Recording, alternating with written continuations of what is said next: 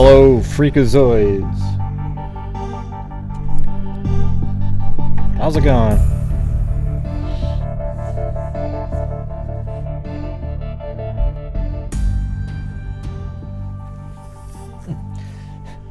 You know, it sounds kind of crazy, but I'm not really feeling that well, you know? But now I'm just all paranoid that it's something else, you know? So coming on a little earlier, gonna try to go to bed early, see what, you know, see what happens. I don't know.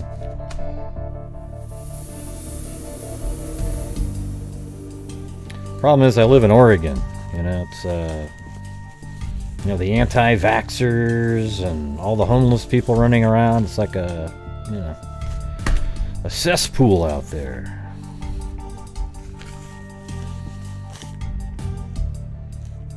Yeah, well, we'll see. Hopefully, it's nothing. I just feel kind of, I don't know. It just doesn't, something doesn't feel right. I look like a Batman villain. Boy, that's so,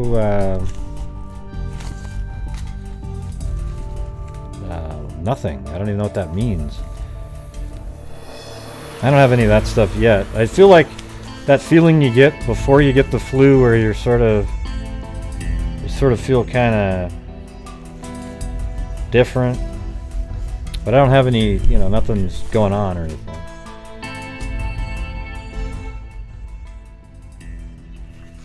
You know, the guy, the Ohio says that they think over 100,000 people may have it. I mean, that's crazy. Yeah, I took it earlier. Batman, Jesus. Wow.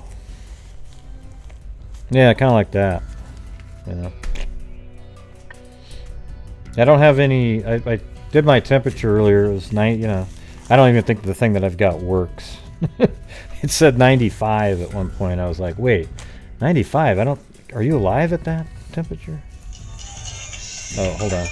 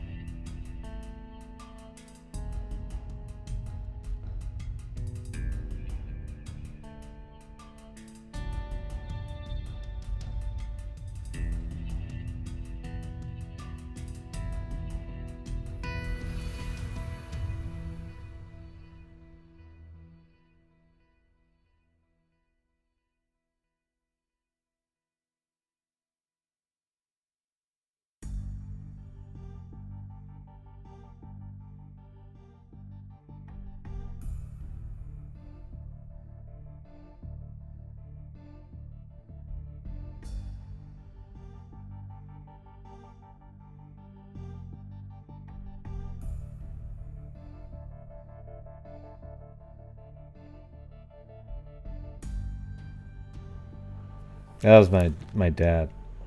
Yeah. Anyways,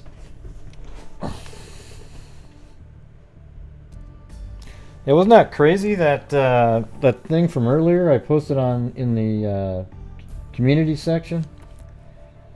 I thought that was pretty weird. Because last night at the end of the, well, at some point during the show, I don't remember if it was the end of it, we were talking about the Christina Lynn Warrens, and we couldn't never find the resolution. So I did call over there and spoke with their, I don't know who this person was. It was somebody that in the detective's department, but the detective I wanted to speak with wasn't there, so I left them a message about, I just wanted to know if that case had been resolved and if you guys have been looking back into it. The connection with that case and Rachel Johnson. The other one, see, the Rachel Johnson one was solved just recently. The Christina Lynn Warrens one was, they thought maybe was connected to it at one point. The crazy part about it is that, I mean, after the phone calls that I made today, I thought, well, let me take a look at. I looked some things up. Warren's was the prostitute that was burned, her head burned and her legs burned, and we found a little. Let's see. Hold on. Let me get this. Fire victim was Canton prostitute.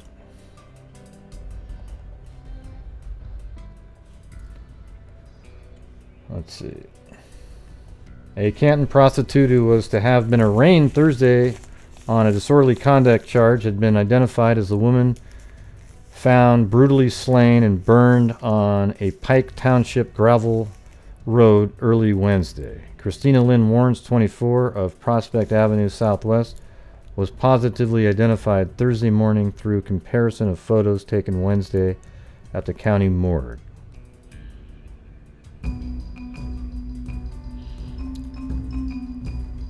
Hey, thank you.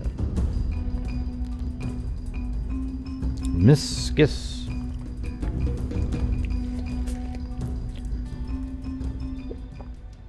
Sad I missed last night's show. Love when you do the ghost. Yeah, it's always fun doing that.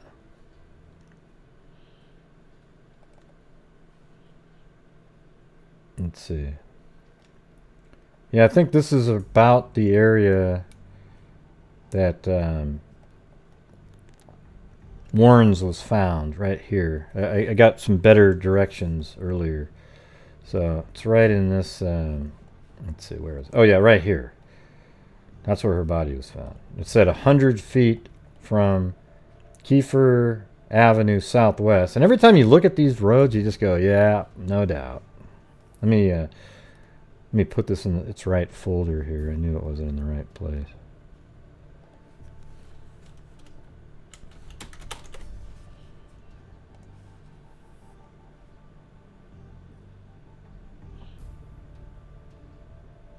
Okay. So look, take a look at this. This is where her body was found, just on the side of the road burned. Look at this. I mean, yep, that's exactly what it would look like. And westbound, so it would have been facing that direction. So somewhere just like right here. See, I mean, that's just another one of those desolate roads out there.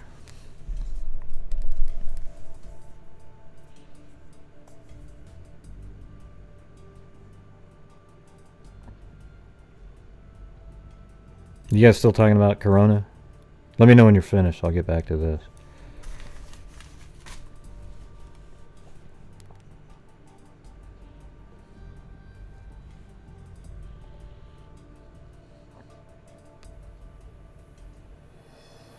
Yeah, it's pretty weird, that post, huh? So anyways, this is the Warrens case, and there were two, let's see, I think I have it here. Let me open up this folder. Yeah, it was this article right here. Officials looking for two suspects in Warren's slaying. And then here's the two suspects, right? So there's this guy and this guy. So just on a whim, I said, well, I know that they solved the other case that was associated with it. So then I opened it up, and then that person looks like that. I mean, that is, I mean, I'm not saying he doesn't look exactly like him, because sketches don't, but if you were going to, you can definitely see, I mean, it's pretty amazing. The large forehead there, you know, it's longer, and maybe the part, you know, that's hard to tell where that would have been. And usually people, like, this is 1993-ish or so. So his hair, people, you either have long hair or you don't at that point, right? I mean, so this guy has long hair, and then this guy has long hair. And then you can even see that this person had facial hair at that time, and then he has facial hair here, but maybe he has a little bit more. I don't know. I just thought it was close enough to say, wow, they thought that maybe he was a suspect in this case, and then, you know, he was the person in the other one. I mean, they didn't think he was. The drawing right here looks very similar to the actual person, the actual perpetrator in the other case. But they said that they thought maybe at the time that both cases were linked. So then you look at this and say, wow, so this guy right here is the one that was the killer in the other case. They thought they were linked, and here's the sketch of the person that they saw in the other case. You know, it's just, I don't know. When I look at it, I just think, whew, look pretty good. So anyways, hopefully I sent it on to the, I called and left a message with that detective. So he hasn't seen this yet because this came after I made that phone call. But it'd be pretty interesting. I think, you know, just looking at that, you'd think, well, geez, you know, maybe.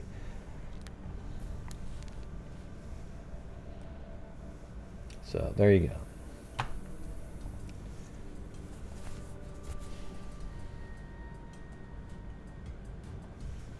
And the two cases that I keep referring to are, it's the Christina Lynn Warnes, W-A-R-N-E-S, and Rachel Johnson. Those are the two that they thought maybe were connected. Rachel Johnson was the one that was solved, and I think she too was burned. Yeah, so.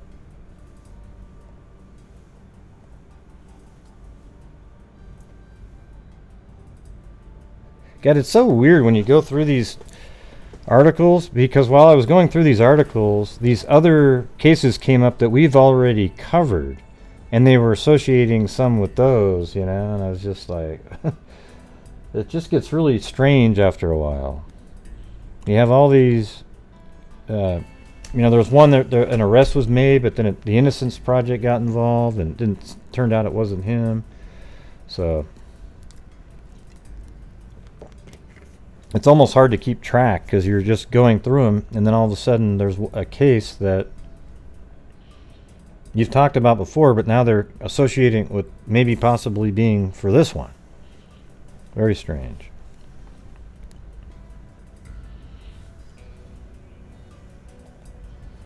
Okay, so here is the Terri Dolowy case.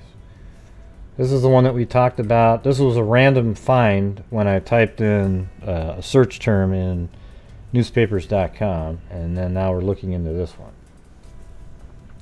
The headless body of a young woman found in a Vernon County marsh area is tentatively identified as that of University of Wisconsin lacrosse student reported missing on Valentine's Day. Sheriff Sylvia Boma of La Crosse County said the body was tentatively identified from fingerprints and physical description as being that of Terri Dolowy, 24, of Bar Mills, located about 5 miles east of La Crosse.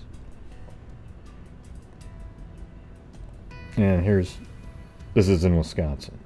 This is the little town of Bar Mills. Now, they mentioned that she lived in a trailer park, and I'm almost, you know, I bet money that that's it right there. And let's just go back in time and see if it was still there. I think this is 1985, but you can usually get back to 92. And look, there it is. So it's still there in 92. And so you got to, I mean, that's almost the only place to live in that town, is in that little trailer park there. So I would bet money that that's where they lived, okay?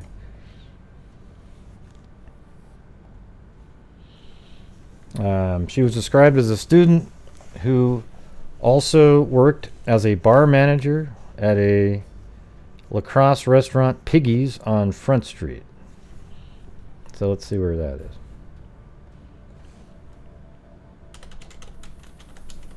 Yeah, Front Street, La Crosse. So it's not really way far away, but somewhere over here. She worked at a restaurant on Front Street.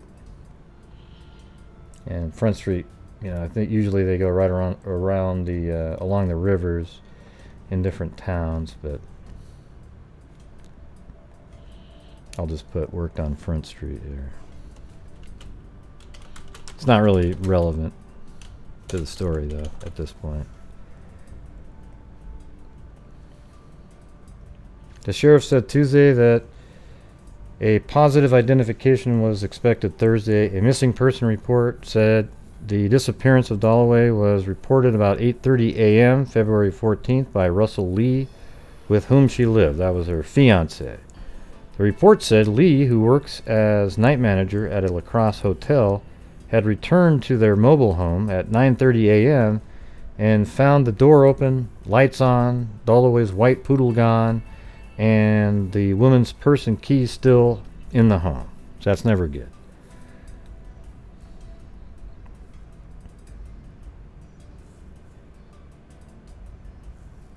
Yeah. Epson, yeah. Lee told police that he was late for work on the night of February 13th and called home about 2 a.m. but got no answer. He also said he had been concerned about Dolowy because she was carrying a full course load at the University of Wisconsin La Crosse while also working 20 to 25 hours a week. Vernon County Sheriff deputies said they received a call shortly after 10 p.m. Monday saying a body was found in a ditch on the Vernon County town of Harmony. Whoa, Jesus. Wow, you woke me up there, Karen K. Thank you.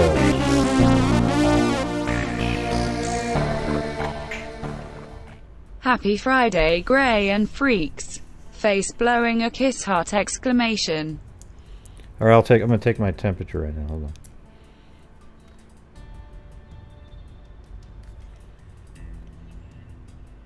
I don't think this thing works, though. It's not very good.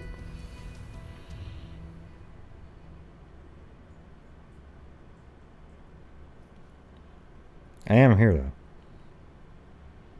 Karen K.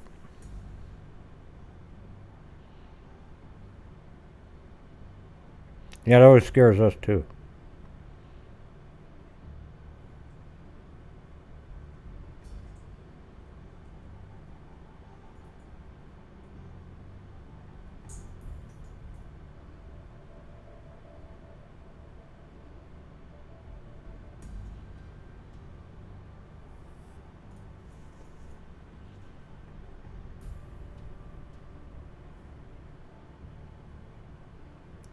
No thanks. Rectally? Jeez, are you kidding? Yeah, it says 97.4. So that's what I mean. I don't really feel like I've got those things. I just feel... And mine's always around 97 something. It's not 98.6. So that one seems pretty normal there. Yeah, I just... Something doesn't... I just feel... foggy or something, you know what I mean? So anyways, I'll let you guys know if something more is going on.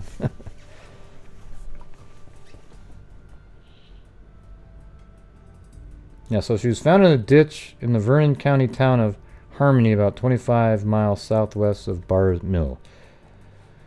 Alright. So this is Bar Mill. She lived in that trailer park there.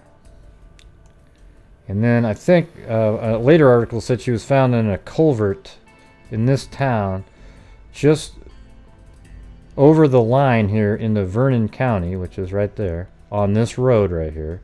So I looked for a culvert, and the only one I could find was right there. At least, you know, in the short amount of searching that I did. But I think this is a culvert right here, right? I mean, it goes underneath the road. So maybe she was just found right down in there.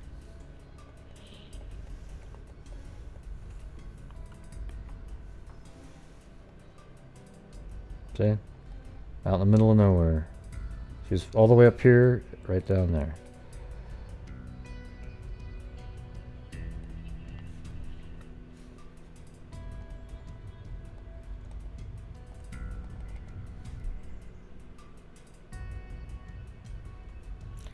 Woman's kin wonder why. Terri Dolowy, 24, would have graduated from the University of Wisconsin, but on February 14th, she disappeared from the mobile home in Bar Mills that she shared with her boyfriend, Russell Lee. They had lived together for almost 5 years and planned to marry. The search for Terri ended at 10 p.m. Monday when her burned-out, decapitated body was discovered near a culvert on a lonely road half a mile south of Goose Island. The spot just off Mohawk Valley Road in Vernon County is just south of the La Crosse County line. Her body was identified by fingerprints. The severed head has not been found. Tuesday evening, grief-stricken members of her family described her as a bright, conscientious student.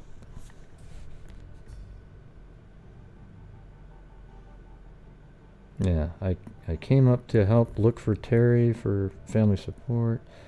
They described her as sensitive. Okay, let me go to the next page. Okay, this is another one, I guess. Investigators said there have been an attempt to burn the entire body, but they were able to get fingerprints from one hand. Let me go back to that last. I think there's some important stuff down here. Tuesday night, Terri's mother, Judy Pritzoff, and brother were in an apartment in the... Okay, she never She never missed work. She never... Huh. And then it goes on to here that doesn't really fit what's being said. They found the burning body. Banta said some type of flammable liquid was used to ignite the fire. I think there was a different part of the article that I'm missing. Investigators said there had been an attempt to burn the entire body, but they were able to get fingerprints from one hand. The body appeared to have been clothed, Banta said. We're pretty sure she wasn't killed in the area where we found her. Police have not determined a motive for the murder of Dolowy, who worked part-time at Piggy's at, let's see where that is, 328 South Front Street.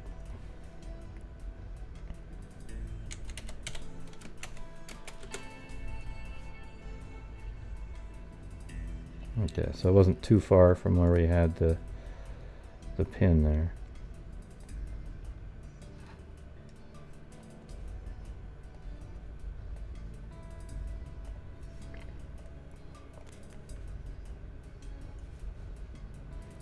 An autopsy determined the cause of death of the woman was performed Tuesday afternoon in St. Francis Medical Center, but results were not yet available. He said there is no indication the Dolowy murder is related to the murder of a still unidentified elderly woman. Yeah.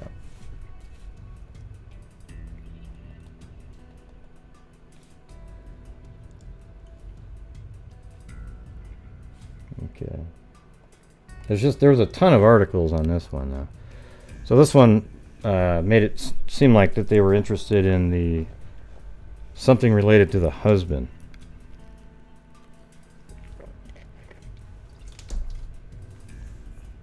Hello. Authorities are still trying to find records that would indicate how much and to whom money was owed by the fiancé of murder victim Terri Dolowy. Search warrants filed Monday in La Crosse County Circuit Court said investigators checked safety deposit boxes rented at the State Bank of La Crosse. Though police apparently found nothing of significance, warrants said they were looking for documents of gambling debts or any other records that would indicate a motive for her disappearance. Though a motive for the murder has not been established, documents filed in court last week indicate police believe debt incurred by Lee could have been a factor. Documents said Lee admitted owing between $20,000 and $30,000, including $3,500 for pool and gambling debts. But he has refused to give police details on the people to whom he owes money, saying they are like brothers, according to documents. Yeah. So these are all 1995 articles. Grisly slang has law stumped. This is in March. So the incident happened on... They found her body on the 18th of February. She went missing on the 14th.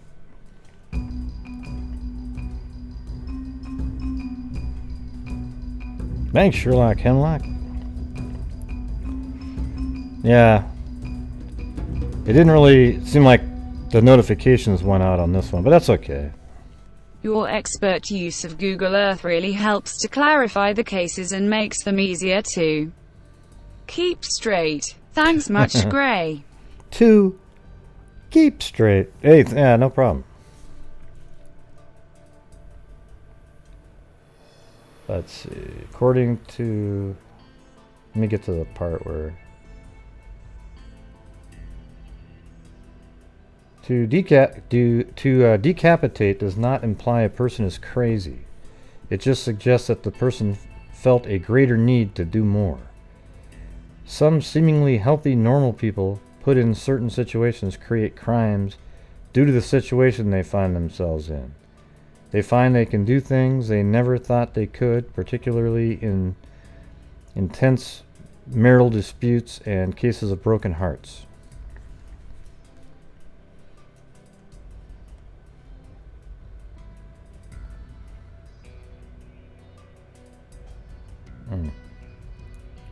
Determine the cause. They haven't determined the cause of death. Well, maybe her head missing. Have you ever thought of that? He said the attempt to burn the body indicated... This is a profiler like guy talking here. He said the attempt to burn the body indicated the murderer's lack of knowledge of how a corpse will burn. Even using accelerant is difficult to destroy a body because of the tissues and liquid. Hansen said the murder was not committed on Mohawk Valley Road, southeast of La Crosse, where the body was found, because of the lack of blood at the scene. Although he cannot pinpoint the time of death, he believes it was within 24 hours of the time her body was found. Wow, so it means she was alive for 3 days, then killed. Wow. So he went missing on the 14th and then killed on the 17th. That's kind of creepy. This could be crucial in the investigation. Authorities are waiting on more detailed pathologist examination. The last mutilation murder in the area was the still unidentified elderly woman whose body was dumped along a road in a rural area north of Westby in Vernon County. So same county.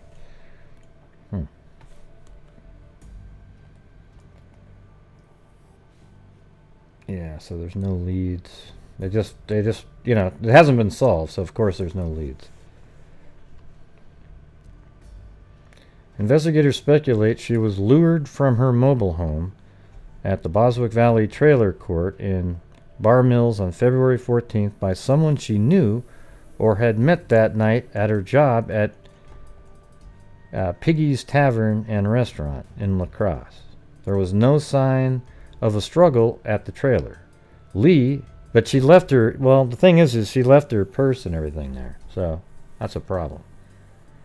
Lee, who had been dating Miss Dolowy for about 5 years, told authorities he last saw her alive at the trailer they shared when she returned from her job, and he left for his job as a night auditor.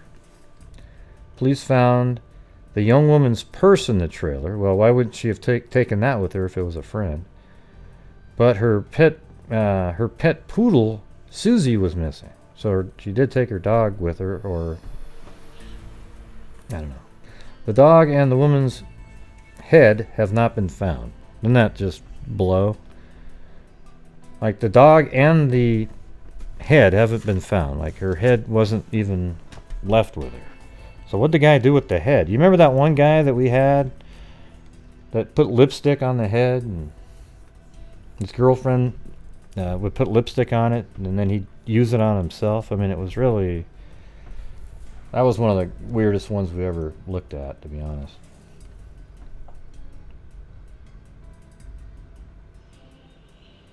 A neighbor at the trailer park reported seeing Miss Dolowy leave her trailer and enter a large dark car with a short person early in the morning, but was not sure if it was the day she was reported missing or several days earlier. No motive for the murder has been determined, and the actual cause of death has not been found. Right, well, you know, she didn't have her head. Because that's the part that I don't really understand. I mean, yes, you're right. Maybe she was killed some other way and then the head was removed for other reasons. You know, but definitely one of the obvious signs of how she might have died was her head's missing. It's hard to breathe when you don't have a head or a body to pump the, you know, to take in the air that you breathe through your mouth.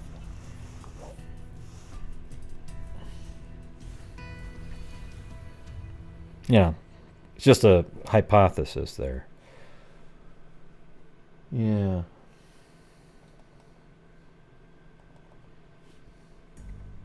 Now here's a weird part, is that there were some drawings left at the school.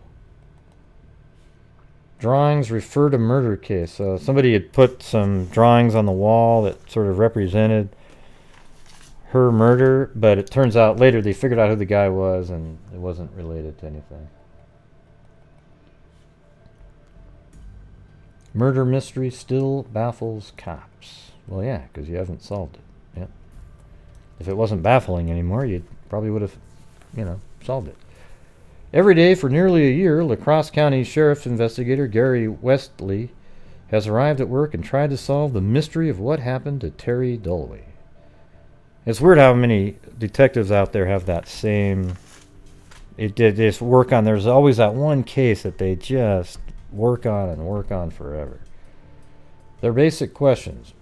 Let's see. Foremost in his mind, who killed her and why? They are basic questions, but police are no closer to answering them now than they were on Valentine's Day 1985, when Dolowy disappeared from her mobile home and later was found murdered. Since that time, a card file in the sheriff department has grown to more than 1,000 names of people interviewed about the case. Wow. And this is just in, this article is like, when is this? 1986. So, just a year later. What are you doing, Chloe? You trying to... Oh, I gotta let the dog out.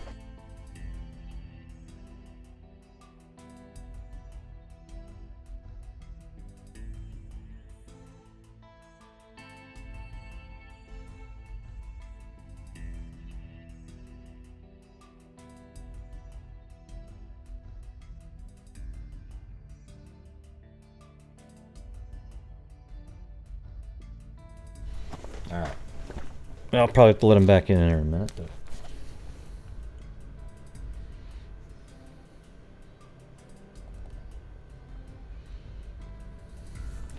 Since that time, a card on file, 1,000 names in just that 1 year. Since, let's see. A reward fund for information leading to the arrest of the killer has reached more than $4,000. And Wesley has patiently waited for one telephone tip that will solve the murder. He believes it will happen sooner or later. We're just taking leads and working them out. That's all we can do, he said. Ideas abound as to why. Let's see.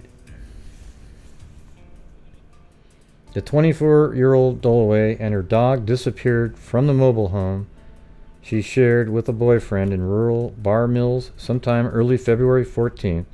5 days later, her smoldering, decapitated body was found in a culvert in the Vernon County town of Bergen. Her head and dog never found. The case has frustrated police from the beginning because certain key elements were never found. Police aren't willing to talk at lengths about evidence they lack, though they concede not even knowing why she was killed is a roadblock. Yeah, well, that would be a roadblock.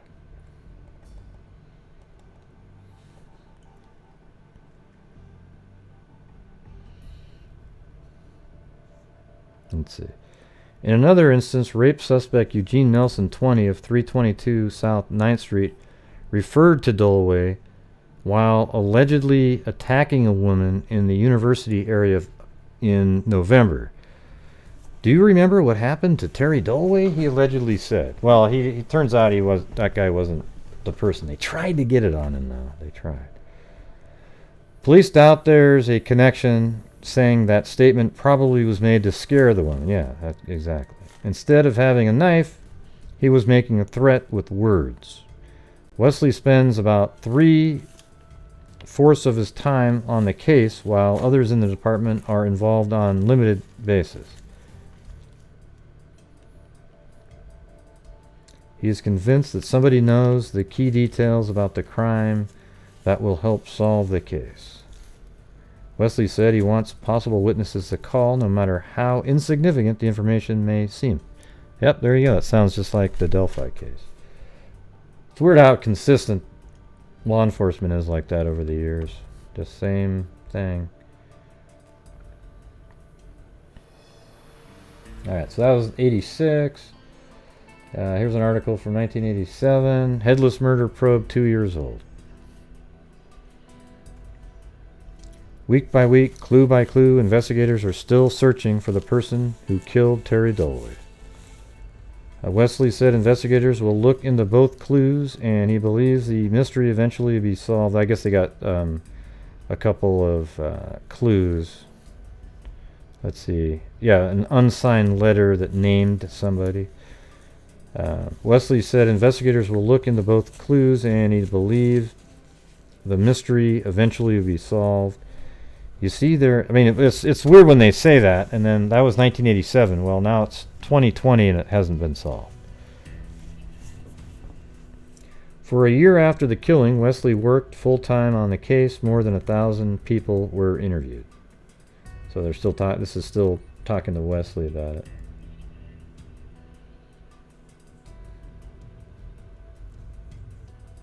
And her mother actually moved out of the area to avoid being harassed about it. Okay, and that was February 1987. This is August 1987.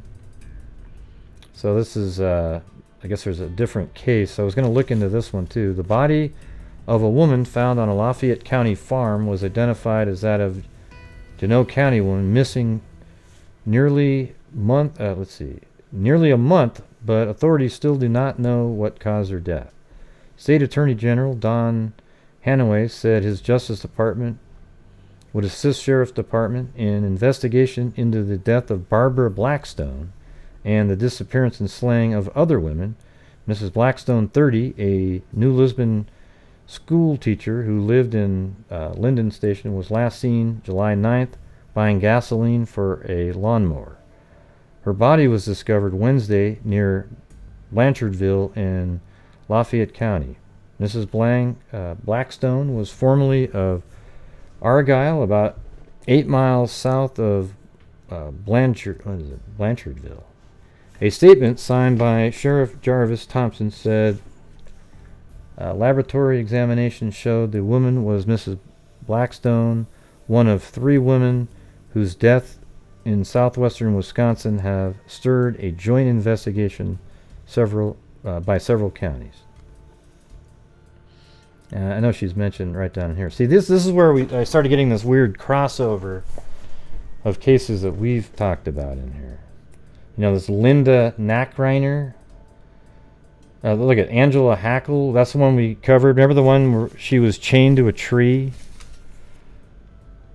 I mean, that's what it's weird how we're sort of coming this full circle now. Officials said they hope that toxicology results in the next 4 to 10 days would provide more answers. Thompson also conferred with authorities from Adams, Sauk, and La Crosse counties about the disappearance and about the deaths of other women. Angela Hackle, 18, of Lone Rock, was found slain June 15th near Sauk City, about 35 miles north of Blanchardville. Linda Nackreiner, 29, was found slain July 29th, tied to a tree, so it was her that was tied to a tree, near her Adams County town of Del Prairie home, north of Wisconsin. So we covered that one. Thompson noted Miss Nackreiner and Miss Hackle died in the same general area in which authorities 2 years ago found the body of Terri Dolowy, 24, a La Crosse woman, slain in February 1985. The decomposed body found in Lafayette County was taken to a Veterans Administration hospital in Madison, where Thompson said dental records were used to attempt to establish the identity. The body was discovered by David Henderson. Yeah, so here you go. You got 3 more. There's 2 more bodies that were found in that area, and we've covered those 2 before on this channel. I'm doing okay. I feel a little funky, but Let's see. So that was August of 1987. Now we're moving all the way to 1989 here, and that's her and the fiance right there. We just don't see the little poodle. So a snapshot of Terri Dolowy and her fiance Russell Lee is pinned to a bulletin board near Gary Wesley's desk in the La Crosse County Sheriff's Department. So he's still working on it. There are many times when Wesley looks at the picture and then starts thinking about the unsolved murder case. He wishes hard that something new would come to his mind, but it doesn't. We spent so much time talking about this case and investigating it that it's hard to let go of it. It's a case you'd like to solve, and it's a case that could become an obsession, he says, but quite honestly, the leads have dwindled to nothing in the last year, and we need a good break to tie the evidence we do have. Dolowy, a 24-year-old Bar Mills woman and University of Wisconsin lacrosse student, was... I don't know if I have the other side of that, but...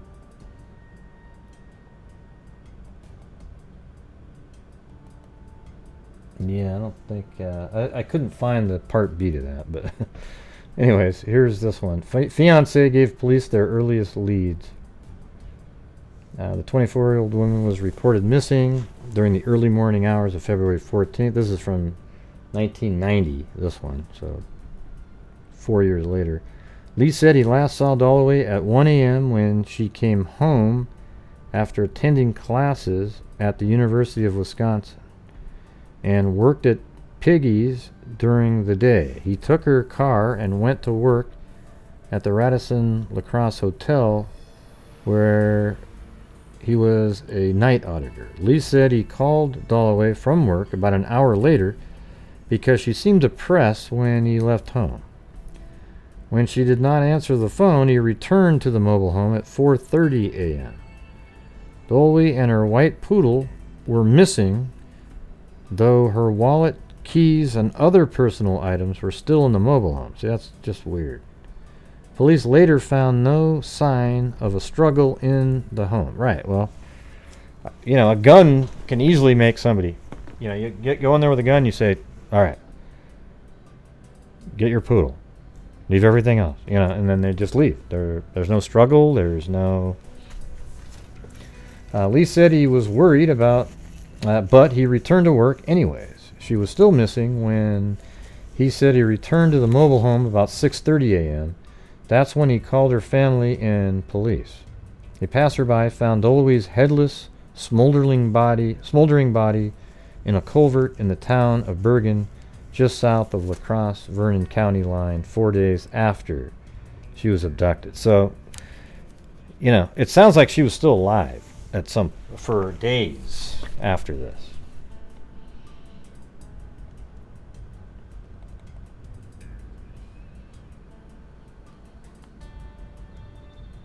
Yeah, that's kind of a repetitive one there. So this is one that's from 1997. And this one seemed like it had a little bit more information. This was 12 years after. Now, she could have been walking the dog, yeah. That's actually pretty good. Good point there. Good point. Yeah, she could have just been out walking the dog, and you know, like she gets off of work, got home at 1, right? And she's out walking the dog, and then she is abducted. You know, like she just got home, so she walks the dog, but her husband drove to work. Yeah, I like that. That's a lot cleaner. It makes more sense. Okay, now you're getting off to some weirdness. All right, so here we go. Ditch along Mohawk Valley Road, south of La Crosse, looks much as it did 12 years ago. See, I don't. That doesn't look like where. What my area looks like. I could go back and look again. Let's see.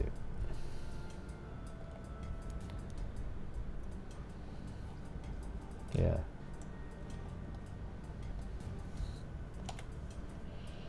Yeah, just for the hell of it, let's just go. Let's just do the whole damn road just for a minute. I'm gonna see if there's anything else.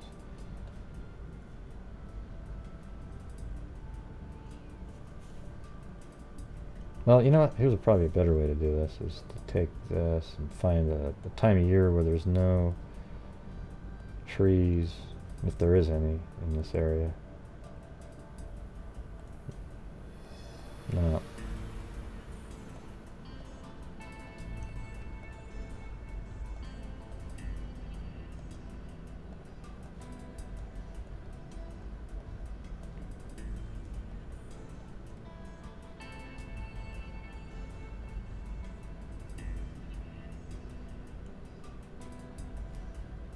It's more of a, well, couldn't that be a culvert too, I guess?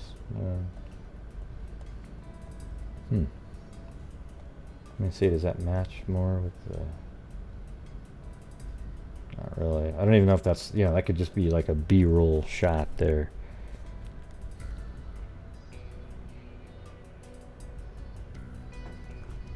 Ah, they're outside. Yeah, they're outside. What's wrong with being outside? Man, you guys are so concerned. Two comments in a row about where the dogs are. Oh, I'll go get them for you guys. Hopefully you can hear them sleeping again like they were before. Thanks, Joanna Sarmento.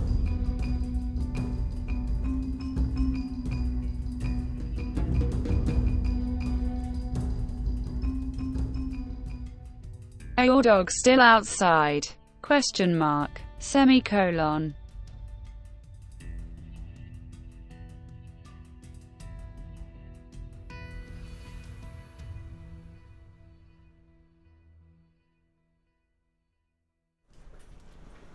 All right. Oh, that's right. It is Friday the 13th. You know, one night I was scared of those movies, like Friday the 13th. And then one night I sat up. I was by myself at the house. We had sort of a bigger house when I was a kid, because we had 6 or 5 siblings and 2 parents. Anyways, I remember I was all by myself, and I said, "Okay, I'm gonna watch Friday the 13th." And then the first one I was kind of scared, you know. And then I watched the other ones and laughed the whole time. I mean, I literally just lost all fear of that shit. It was just. After a while, you just start looking at it and go, "Oh yeah, look at this idiot! Watch! Oh, you go that way, I'll go this way. Oh my God, what a fool!" You know. And so after a while, you just start chuckling. It's awesome.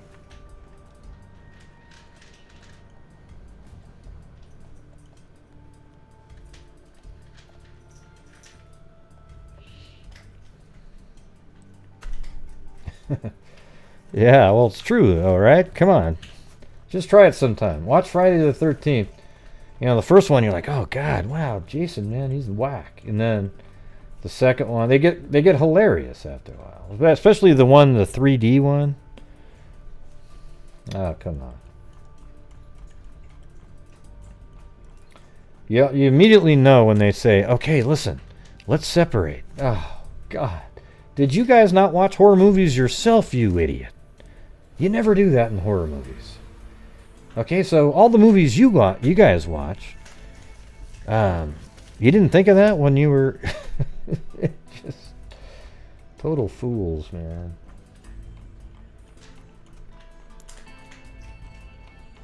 Yeah, they get really, yeah, exactly, redundant. It's just the same thing over and over. Okay, well, I'm just going to go, it's somewhere in this area. I think where I have it's pretty close. That's the only... I guess there was 2 culverts there. There was another one over there. There could be another one. It looks like the road only goes, though, from here to here. So it's in this stretch of road right there.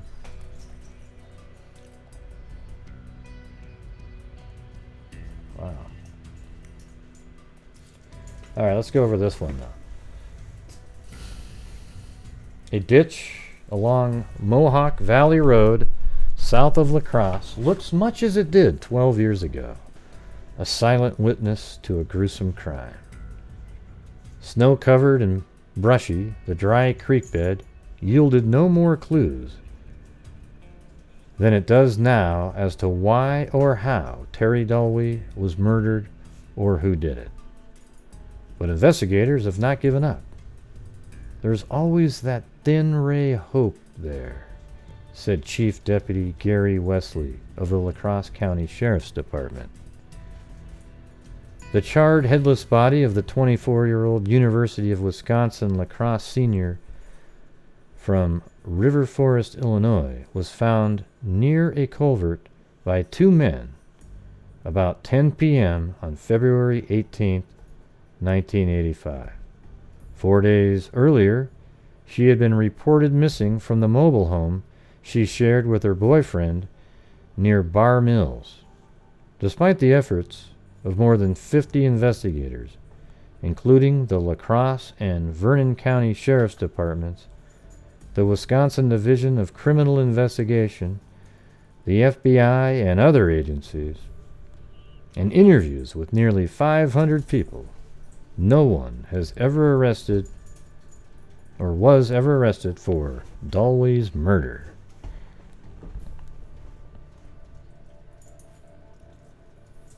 Speculation abounded. Dolowy and her fiancé, Russell Lee Jr., who had lived together for 5 years, had an argument before he reported her missing. He had gambling debts. A stalker may have been waiting for Lee to leave her alone in the mobile home. A serial killer may have picked her at random. She may have been targeted by drug traffickers or satanic worshippers. All theories were considered, pursued, and then discarded. The case still haunts Wesley, who was the department's lead investigator on the case. Basically, you can only really work with what you have, he said. And if you don't have... I might actually try to get a hold of this guy, if he's still alive. That'd be interesting.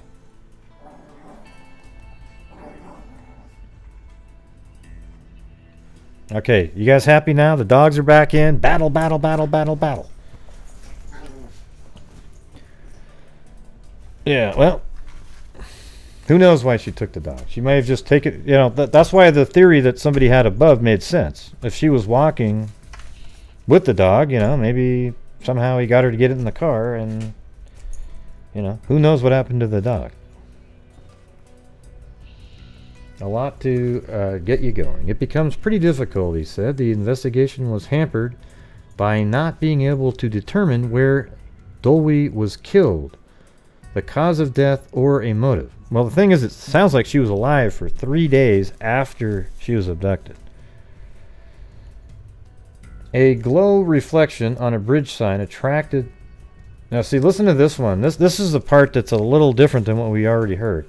A glow reflection on a bridge sign attracted the attention of a man driving on Mohawk Valley Road, according to reports at the time. The man and a neighbor went back to the culvert for a closer look, saw the burning body, and called authorities from a nearby farmhouse. So the body was still burning. So that means somebody had just lit her on fire just before that. The culvert is just into Vernon County, about 2 miles southeast of Goose Island Park entrance on Highway 35. I think let's see, what does it say there? A glow reflecting on a bridge sign attracted the attention of... I didn't really... That was kind of like a bridge, that earlier section that we were looking at. Was it right around in here, I think? I think it's just right past here. There was some sort of a...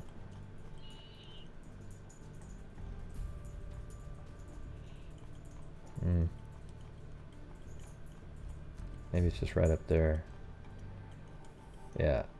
So could it have been right here?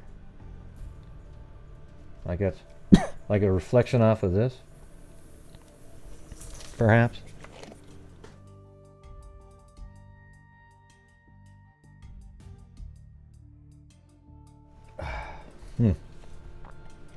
Yeah, who knows?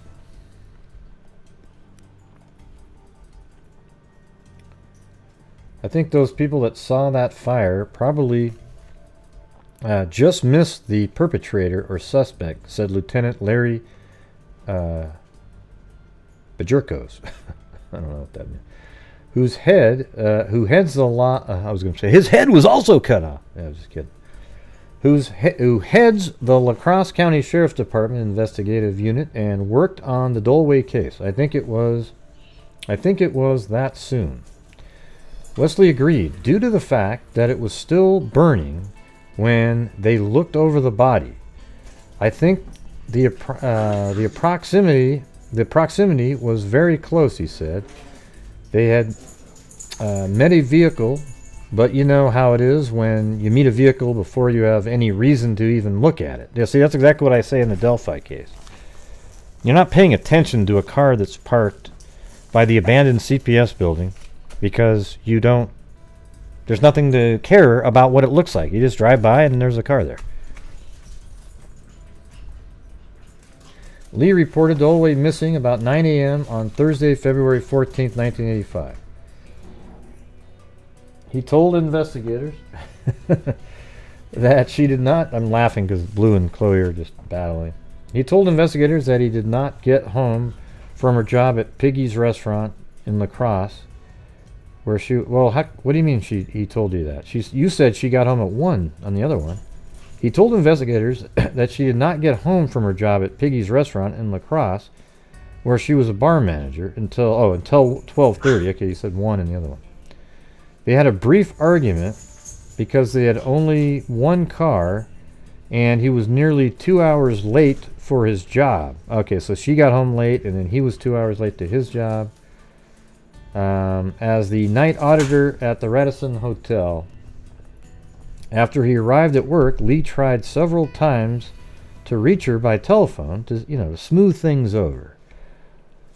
That's what Wesley said, but it was unsuccessful. It was unsuccessful to smooth things over, So about 4 a.m., he took a break, probably feeling guilty about it, and then drove back home to see if she was okay. He found the screen door and the main door ajar and the lights on, but Dolowy was gone. He went back to work, and then he called around different places to see if she was there. Wesley said. Then he went back home and found that she still had not returned, and that's when he called us. That was 8 o'clock in the morning. So wow, he was calling. That's a really quick reporting of a missing person right there. Wesley drove to the mobile home immediately and talked with Lee. This is the investigation. It became unusual because we really couldn't come up with any place that she would have gone, or any reason that she would have left, according to Russell Lee. Wesley said that's what made the situation more curious, to appear more than just visiting someplace. It became suspicious at the time. Let's see. It became unusual. Wesley drove to the mobile home immediately and talked with Lee. It became unusual because we really couldn't come up with any place that she would have gone, or any reason that she would have left, according to Russell Lee, other than an argument, but, Wesley said that's what made the situation more curious, to appear more than just visiting someplace. It became suspicious at that time. Dolowy's wallet and purse were still at the house, but she and her white poodle, Susie, were gone. There was no sign of a struggle or disturbance, Wesley said. The big thing, of course, was the fact that he said he found the door ajar and it was cold. It was a cold winter night. That was the thing that was the most curious. That's what made it seem more suspicious, the fact that the doors were ajar.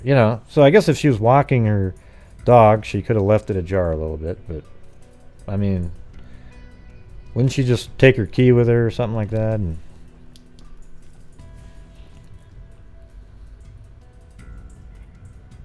wallet and purse. Doesn't say anything about her keys, though. Well, he would have the keys though, right? I guess. Because he needed the car. I guess maybe they have their separate keys. There's no wording about the keys, her keys. Were the keys in the purse?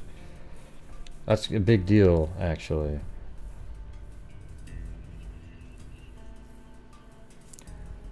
Let's see. Yeah, so the biggest thing that they thought was weird was that the doors were ajar. Publicity began that weekend about the missing woman, 5'9", 130 pounds.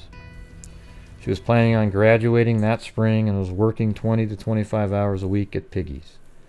Her mother and sister lived in La Crosse, her father and stepmother lived in River Forest, and 2 brothers lived in Milwaukee. The discovery of Dolowy's body ended one phase of the mystery but launched another. Her head had been severed, and a flammable liquid, possibly gasoline, had been used to set her body on fire. She was identified by fingerprints from one hand. Investigators theorized she was held captive, there you go, for at least 3 days before she was murdered. Man, what a freaking nightmare that is. That's where it starts seeming like more like a serial killer deal, right? If it was some hit by some gambling person, they just would have killed her immediately. Jesus. That's what I thought, too. That's what I was saying earlier, because you had the medical examiner saying she died within 24 hours and she was found 4 days later.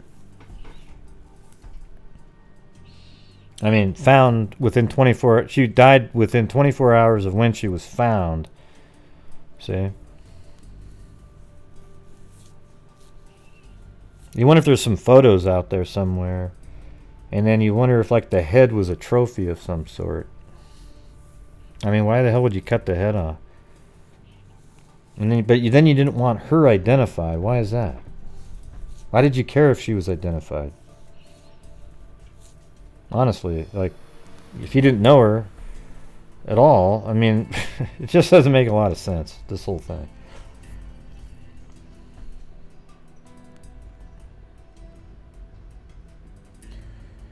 Okay. Vernon County Sheriff Jeffrey Bana said she was probably decapitated and burned to prevent authorities from identifying her. But why, though? Rather than mutilated out of rage, her head was never found. But why did the person care if she was identified? It hasn't led to anything. Obviously, it wasn't somebody that people knew he was associated with.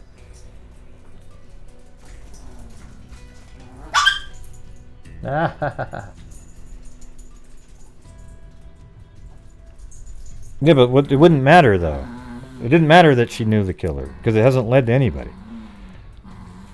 Alright? I already thought through that part of it. That's, you don't need to throw the obvious part in. Say that nobody needs to, oh, hey, you didn't want him to... Yeah, that's obvious. I'm talking about it's weird, because if it's a serial killer,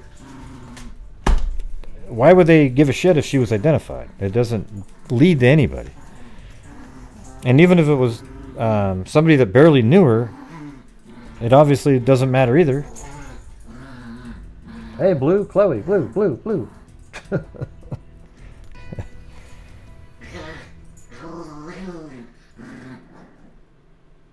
Yeah, I'm not sure what that means, Super Soda. Then they aren't looking at the right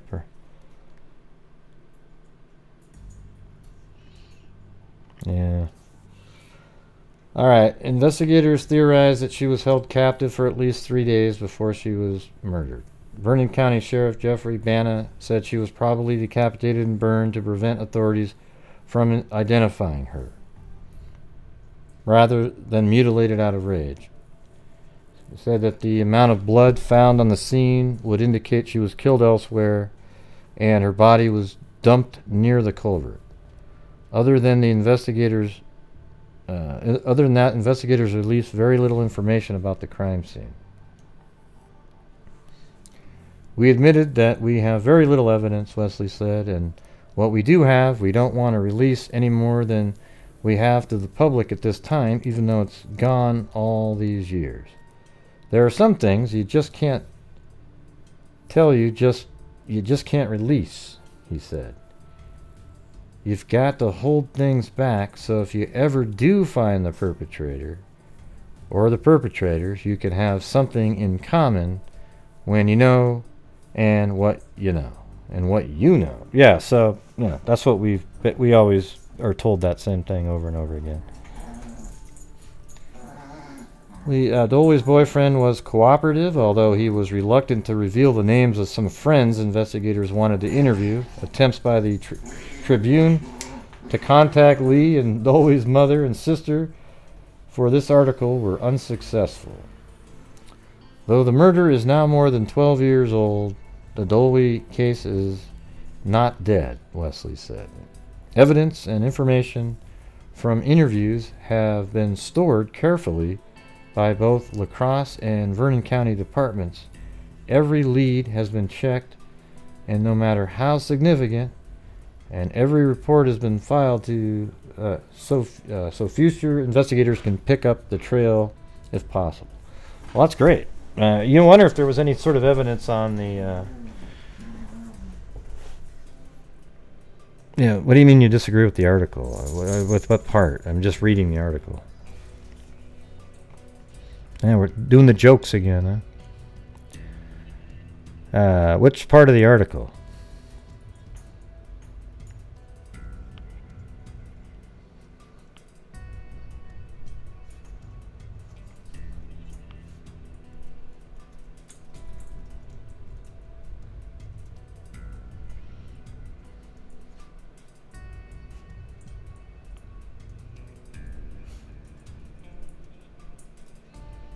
Yeah.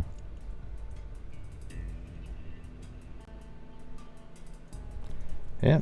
I mean, yeah, everything's still open. She could have known the killer. She could have, could be a serial killer, and she wouldn't have known the person.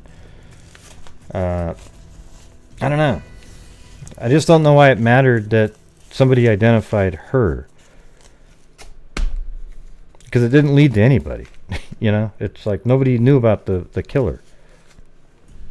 I mean, maybe he didn't know that, I guess you could argue, but...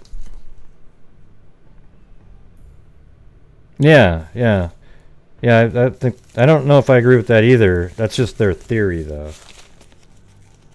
It could have been that the person...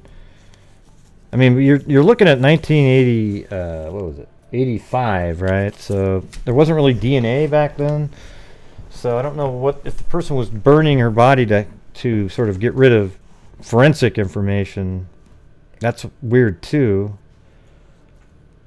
because it's people weren't thinking about as much about that back then.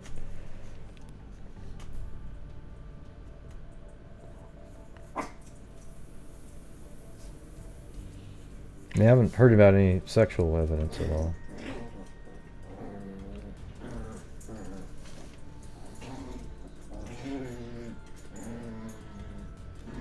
Evidence and information from interviews have been... So everything's been nicely stored. I just can't even imagine that it must be like being a parent that has a daughter or son or a loved one who has been murdered. I mean, just think about how shitty that is, too, because the head is sort of what makes you you. So even though they have, So even though they have the rest of the body, it sort of would be hollow. Wow, they're like totally wrestling here. Come on, Blue. You're okay, buddy.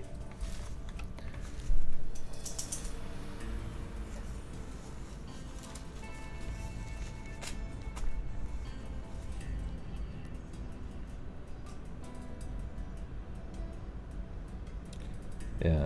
Okay. Well, that's it for that. And that was her with the poodle. Oh, hold on.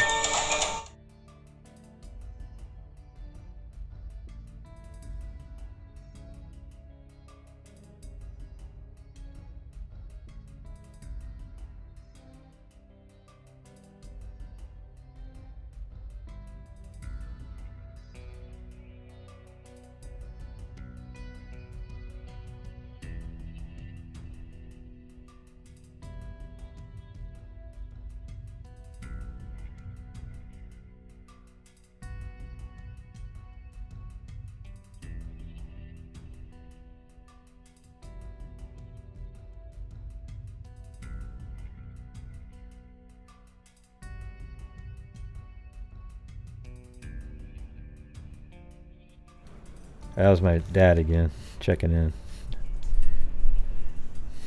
Oh, but basically what my tomorrow morning at 9:30 we were all supposed to go out to the my brother when he passed away on today, you know, March 13th, 1986.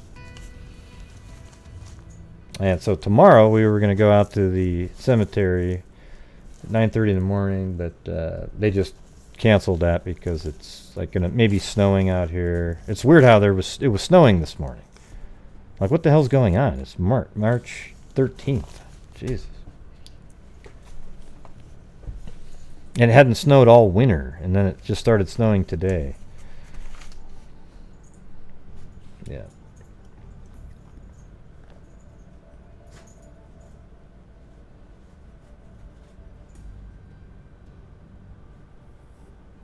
That's just so weird to think like somebody kidnapped her, cut her head off, and then the poodle. Who knows what the... Wouldn't that be weird if the person raised the poodle? Like they just kept the poodle, and there was this poodle that somebody else had all those years.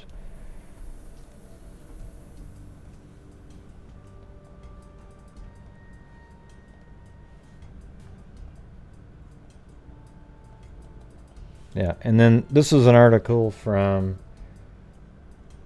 It wasn't too long ago. Let's see. I can't... It doesn't have a date on it. No, yeah, it does. June 30th, 2018. So not long ago. Less than 2 years old. I think we looked at some of this, but let's see. If I had to pick one case, this is the one that says, that started my interest in true crime, it would be the murder of Terri Dolowy. The details of her case have always stood out in my mind, and as a small child, I have an image of the scene in my head. I wasn't there, but I've always been able to picture the scene in my head. And two details I can't get out of my head and still wonder about. It was Valentine's Day, 1985 in La Crosse, Wisconsin. There's snow on the ground from earlier in the week. It was colder than usual, but the sun was out. Russell Lee arrives home to discover the door open and lights on, but no signs of his fiancée, Terri Dolowy, or her little white dog Susie. Her purse was left behind, and there was no sign of a struggle at the home.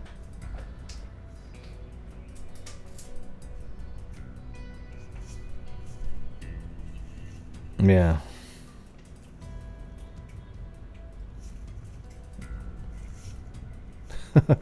Well, I've read. Yeah, I did turn my head for a minute. Well, thanks, everybody.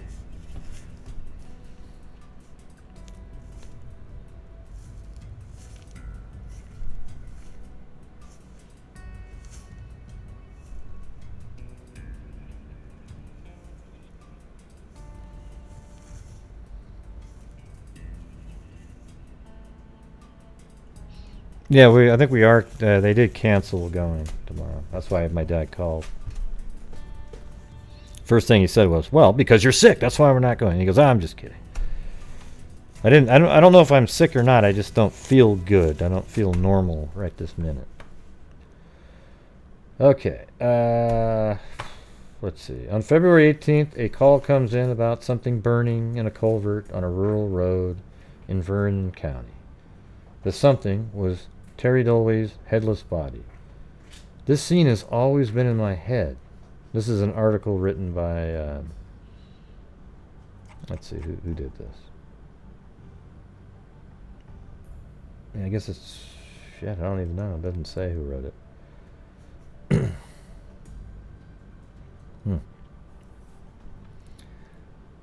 Okay.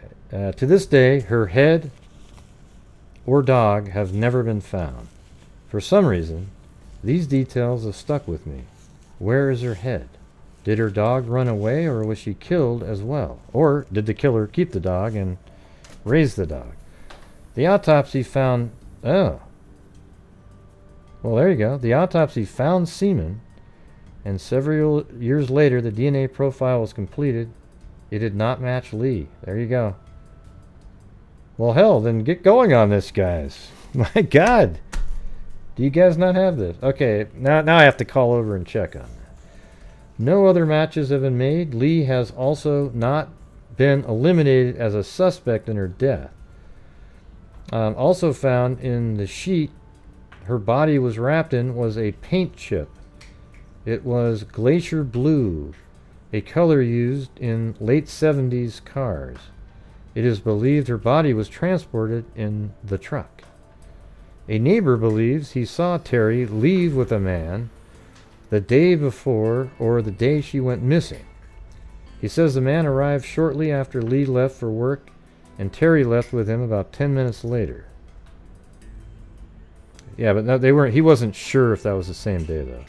He could not tell the color of the car because it was dark at 4:30 a.m. And it was not Lee. It was some shorter guy, if you remember. In 2011, police looked into a 46-year-old sex offender after he assaulted another woman and threatened her by saying she would end up like Terri Dolowy. Yeah, it was before 2011. Come on, that was like that date's wrong. So that's already an error in this article because we were reading about that. That was 1980 something. Yeah, maybe 1990, but yeah, it was like that was early on, 2 years after. Unless there was another person who said the same thing. Wow, DNA, huh? Jesus. They need to go get going on that, like, now. Growing up, there were a lot of rumors about this case. The one I heard the most was, it was the mob, blah, blah, blah. Yeah, just like today. I mean, who else would chop off the head? Well, a serial killer. And he had some gambling debt. Okay. Was it the fiancé? Terri had confided in others that she would not be marrying Lee. Now, so Terri herself said she won't be marrying the guy. She was planning to break off the engagement and move to Chicago for work. According to her mother, Terri and Russell had a tumultuous relationship and had argued the night before she went missing. Maybe that was about her saying, I don't want to get married, and he's like, no, and it couldn't get resolved because she had her mind made up. Did Lee hire someone to kill Terri? Yeah. But then keep her alive for 3 days? Did some kill her to send a message to Lee? Somebody, probably. Another theory is someone followed her home from her job at Piggy's restaurant. Was the car the neighbor saw someone that had been at Piggy's? Liked what she saw and decided he had to have her? Did she know her killer, or did she respond in kind when a stranger came to her door early in the morning?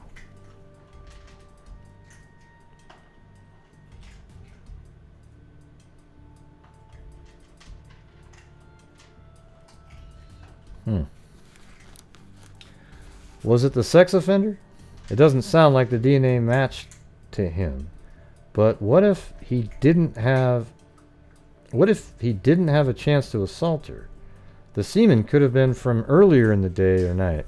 Oh, so she was just out, having sex with other guys and coming. I don't know.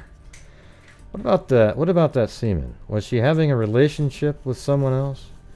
Was she raped? I couldn't find much more than that it was present, and they made the DNA profile. There is nothing that says she was raped, but that could be something the police aren't releasing. Despite the case's typical being the boyfriend, fiancé, husband, I'm not sure in this case. Growing up, I believed the mob rumor. Jeez, really? I guess at 12 years old, that just sounded so fascinating and big city.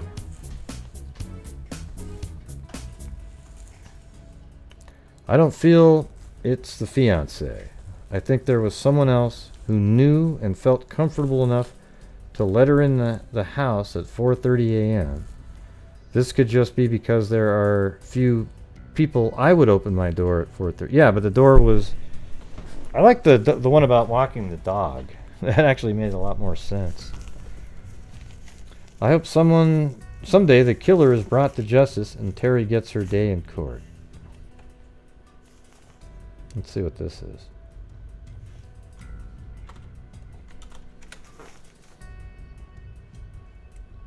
Oh, that's 2011 article. There's a color picture of her right there.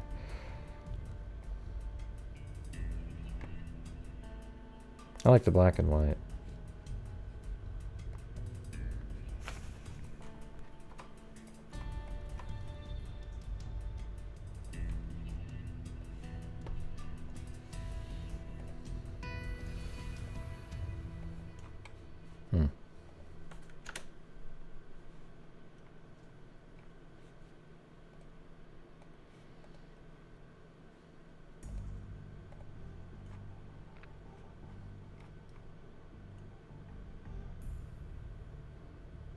Investigators believe they know who killed Terri Dolowy, though they are following a new lead that may point to another suspect in the death of a La Crosse college student.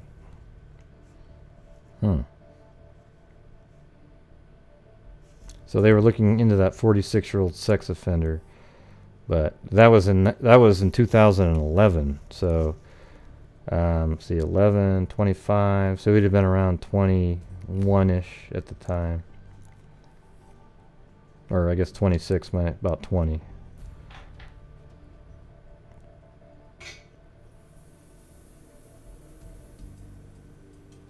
And they wouldn't say who it was. 1 a.m. February 14th, when she returned to her town of Bar home after a shift at Peggy's restaurant in La Crosse. Dolowy's decapitated and burning body turned up 4 days later in a roadside ditch. At least 20 investigators worked the homicide case over more than 2 decades. They exhumed Dolowy's body from Chicago area cemetery in 2007 with hopes of finding new forensic evidence. Wow, they've just really worked that case. Authorities don't know how Dolowy died, but the exhumation led them to believe her killer used a now out-of-use tool to decapitate her. Wow. Okay, well that's something new right there. An out-of-date tool. He didn't identify the tool. Shit. Saying that something private between investigators and the killer. So they actually figured out what cut her head off. Jesus. But they just out of date. Well, they think they know. DNA taken from Lee, now 55 and living in Minneapolis, does not match semen extracted from Dolowy and preserved in a freezer. So they do have this. God, come on, you guys. Man, you guys have worked so hard and you got the answer right in front of you. You know, get a hold of Parabon. I can't imagine them not doing that. Unless that one detective isn't alive and the new people just didn't care as much.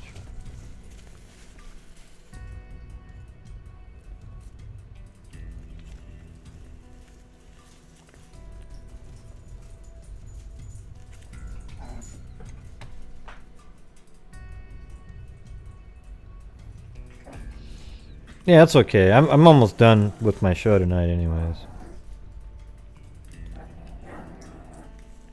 So.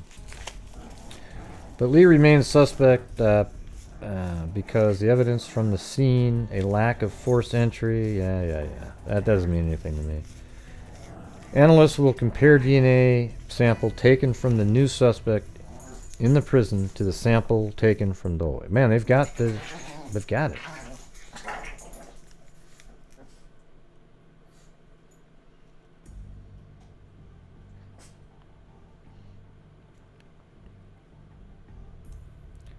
Charge the man, and who's the man? What are you talking about? That doesn't even fit right after that.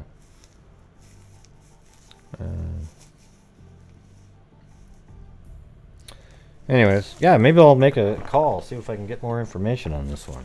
But this is the one that we just randomly stumbled upon the other night. I hope they solve this one.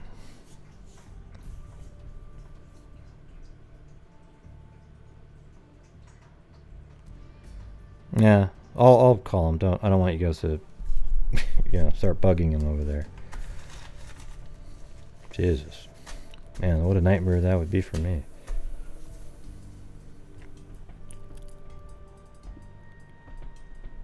Yeah, so I don't know who that was up there that said maybe she's walking her dog. I think that's a pretty good theory, to be honest with you.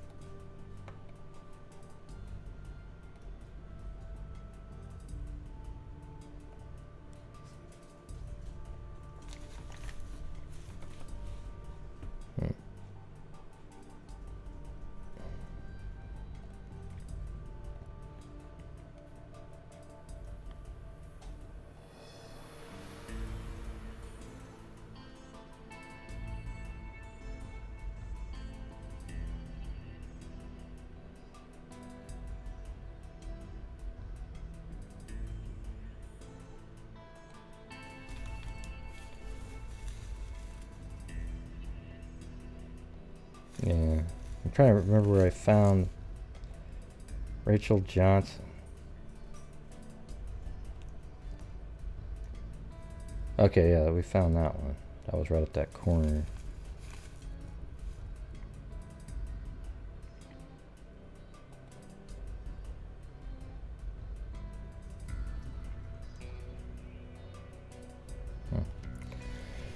Huh, I don't remember. I found another location earlier, but I don't remember what case that was. So, too much stuff going on. All right, everybody. Well, I'm going to end the show. I'm going to go get something to eat and just kind of rest. See if I feel better tomorrow.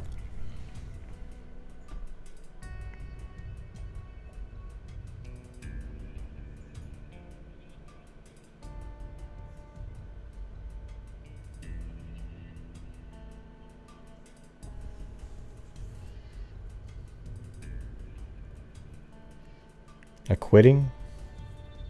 You mean, what's that called? It's not, I don't think the word's acquitting. It's, like recusing themselves. I don't know. It doesn't bother me. I don't give a shit. I don't really, you know, it doesn't bother me a bit.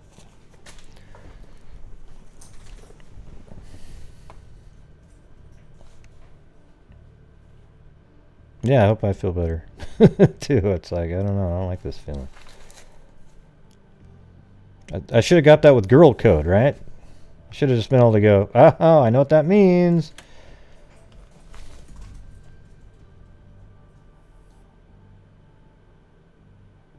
Yeah, thanks everybody. Okay. Yeah, I'm not even going to do a flyby or anything. So, thank you to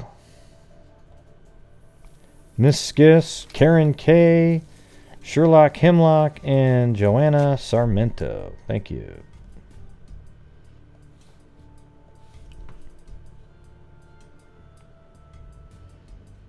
Yep. Yeah, maybe.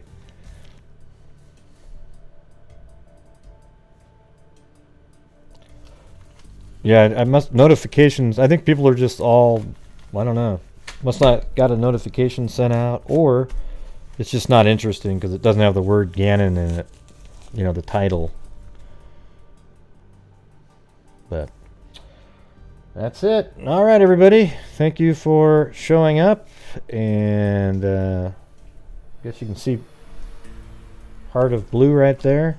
Chloe's jumping up on the couch. Here, let's do it. Oh boy, she's just so rambunctious. Look at this. Oh, thanks, Curious Georgia.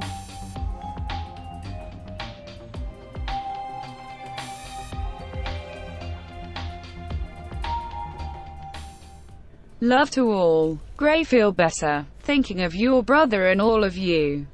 Yeah, well, thank you. Appreciate it. All right, everybody, that's it. And hope everybody's going well out there. Make sure you wash your hands and all that kind of stuff. And as I always say, everybody, until next time, be safe out there.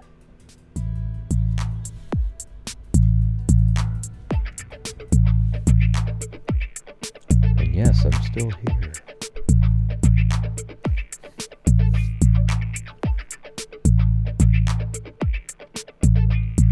Be safe out there.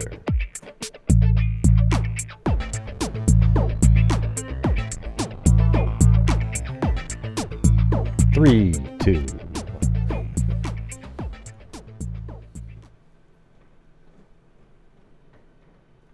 Chloe's chewing on her crate.